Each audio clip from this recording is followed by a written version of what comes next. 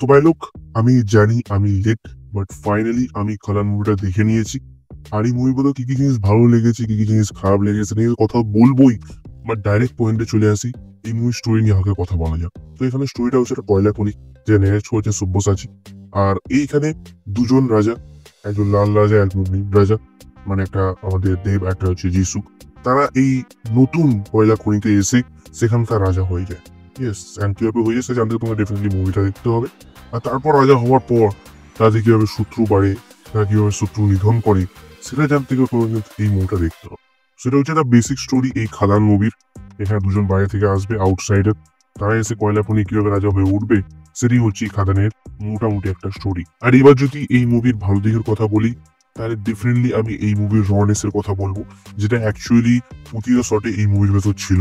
মানে যেখানকার গল্পটা মুভিটা বলছে, যে কয়লা খনির গল্পটা বলছে, সেখানকার লোকেরা কিভাবে থাকে, তাদের কথাবার্তা, তাদের আচার আচরণ, এই মুভির ভেতর পুরো রনে দিয়ে সেটা ফুটিয়ে তুলেছে।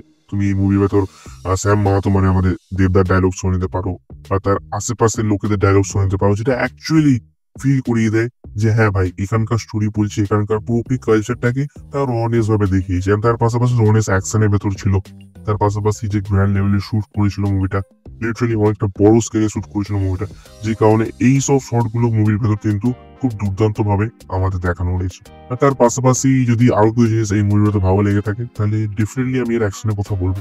মেকাররা ফার্স্টলি প্রমিস করেছিল যে এটা একটা পুরোপুরি অ্যাকশন প্যাক মুভি হতে চলেছে।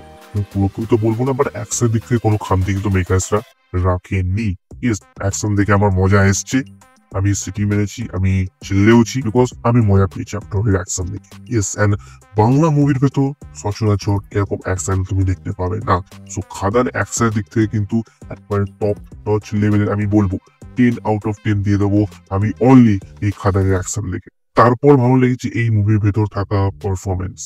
হোল স্টার কাস্টের পারফরমেন্সই ব্যাপক ছিল, বাট তারপরও স্ট্যান্ড আউট করেন যিশু সেনগুপ্ত, বিকজ ওনার ভেতরকার কামনেস, কুলনেস ওনাকে আরো ডেডলি বানিয়ে দেয়। মানে এক কথায় বলতে গেলে যিশু সেনগুপ্ত যতবারই স্ক্রিনে এসছেন, উনি নিজের একটা আলাদা ছাপ রেখে গেছেন।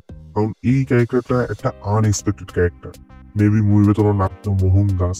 তো ওই ক্যারেক্টারটা পুরোপুরি আনএক্সপেক্টেড ক্যারেক্টার, পরে সিনে কি করতে চলেছে সেটা তুমিও গেস করতে পারবে না। তো যে কারণে এই অ্যাজ আ ভিলেন যিশু সেনগুপ্ত এই মুভির ভেতর একটা আলাদাই স্ট্যান্ড আউট নেন। আর যদি দেবদার পারফরমেন্সের কথা বলি, তাহলে যিশু সেনগুপ্তের টপ করে পারফরমেন্স দেন দেবদা। আমরা সবাই দেবদার জন্য মুভিটা দেখতে গেছি, আর উনি আমাদের একেবারেই নিরাশ করেনি। কারণ এই মুভির ভেতর যখন উনি রেগে যাচ্ছেন, ওনার মুখে যে সেই রাগটা ফুটে উঠছিল, সেটা অ্যাকচুয়ালি কিন্তু সেই আমাদের চ্যালেঞ্জ, তারপর রোমাস টাইপের দেবদার কথা কিন্তু মনে পড়িস, যখন দেবদা অ্যাকচুয়ালি অ্যাকশন করতো। তো সেই সব সিনগুলো অ্যাকচুয়ালি রিফ্লেক্ট করছে যখন উনি অ্যাকশন করছিলেন, যখন উনি আগে ওই যে বিড়িটা মুখের ভেতর নিচ্ছেন, তারপর বাদ করছেন, সব সিনগুলো অ্যাকচুয়ালি মজা আসছিল দেখার সময়। আর তার পাশাপাশি ওই বাইকে সাইলেন্সারে যে বিড়িটা ঠেকিয়ে উনি জ্বালাবেন, ভাই সব ওই সিনটা কয়েক সিন লেগেছিল আমার। সো অ্যাক্টিং এর দিক থেকে, পারফরমেন্সের দিক থেকে দেবদা অন টপ। তুমি দেবদাকে কোনো দিক থেকে দেবদার খামতি ধরতে পারবে না এই মুভির ভেতর। এটা তো গেল এই ফাদার মুভির ভালো দিকের কথা, বাট এবার যদি খারাপ দিক মানে নেগেটিভ নিয়ে কথা বলি, তাহলে আমি এই গানগুলোর কথা বলবো। কারণ মেকার্সরা চাইলেই গানগুলোকে সরিয়ে খাদানের প্রপার ওয়ার্ল্ড বিল্ডিং দেখাতে পারতো, গানগুলো যেন সেগুলো আটকে যাচ্ছে। কারণ মুভি তো টোটাল 8টা গান আছে, আর 2 মিনিট অন্তর অন্তর একটা করে গান প্লে হয়ে যাচ্ছে। ইয়েস, যে কারণে এই খাদানের ওয়ার্ল্ড বিল্ডিংটা সময় পাচ্ছে না তৈরি হওয়ার, যে কারণে স্ক্রিন প্লে প্রচন্ড ফাস্ট, প্রচন্ড ফাস্ট। ইয়েস, যে কারণে এই মুভিটা অডিয়েন্সের সাথে একটা গ্রেট কানেকশন বিল্ড করতে পারে না। কারণ যেহেতু স্ক্রিন প্লে প্রচন্ড ফাস্ট, তো তুমি নিঃশ্বাস নেওয়ার সময়টুকু পাচ্ছ না। হু হু করে স্ক্রিন প্লে হচ্ছে, হু হু করে তুমি এগিয়ে যাচ্ছ। ইয়েস, আর কখন মুভিটা শেষ হয়ে যায় তখন তুমি টের পাচ্ছ না।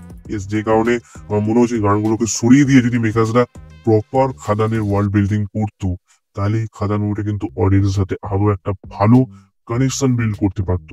আমাদের স্ক্রিন প্লে এতটা ফাস্ট যে তুমি কানেক্ট করতেই পারো না। তো আমি এই খাদান মুভিটাকে দেবো 5-এর ভেতর 3টে স্টার। যদি মুভিটা 2 ঘন্টা 30-40 মিনিটের হতো বা 50 মিনিটের হতো, আমার কোনো প্রবলেম ছিল না। বাট মেকার যদি প্রপার টাইম দিয়ে দেখাতো, আমার জিনিসটা আরো ভালো লাগতো, জিনিসটা আরো জমতো, বিকজ এই মুভির মধ্যে পোটেন্সিয়াল ছিল। ইয়েস, কাহিনীটা আরো ভালোভাবে মেকার্সরা ডিসক্রাইব করতে পারতো, বাট সেই সময়টা মেকার্সরা দেয়নি। তো যে কারণে আমি ওটাকে 5-এর 3টে স্টার। বাকি তুমি দেবদার ফ্যান হয়ে থাকো, ডিফারেন্টলি মুভিটাকে দেখো। আর যদি তুমি নর্মাল অডিয়েন্স হয়ে থাকো, তাহলে নিজের এক্সপেকটেশন একটু হালকা কমিয়ে নিও। কারণ less expectation is equal to more masti. তুমি যত কম এক্সপেকটেশন নিয়ে যাবে, তত ভালোভাবে এনজয় করতে পারবি খাদার মুভিটা। সো যাও গিয়ে অবভিয়াসলি দেখো ওই কালার মুভিটা। সো